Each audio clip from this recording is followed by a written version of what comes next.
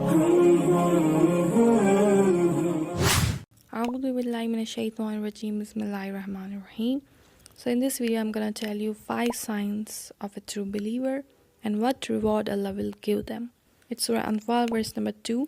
The believers are only those who when Allah is mentioned, their hearts become fearful. So the first sign is when the name of Allah is mentioned, their hearts become fearful.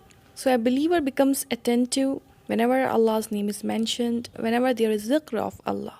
And some people even don't like to hear the name of Allah. Whenever you are in conversation with them, they just feel so uncomfortable whenever you talk about religion, about Allah.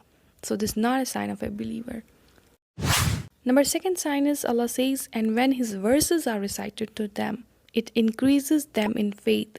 So whenever the verses are recited to such people, or when a person reads the Quran, the verses increases his iman. They find their faith strengthened. This is the sign of a believer. So in order to strengthen the iman, first you have to build the iman.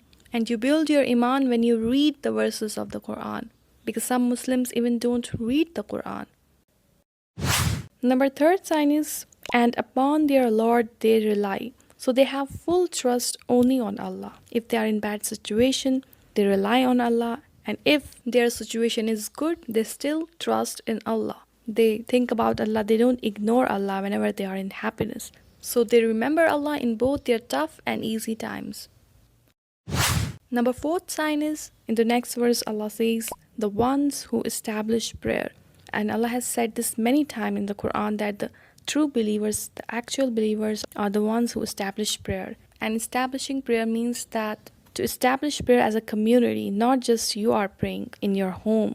You have to build that community where prayer is common, where salah is priority of the believers. And this happens when a person knows that it's his responsibility to establish prayer in a community.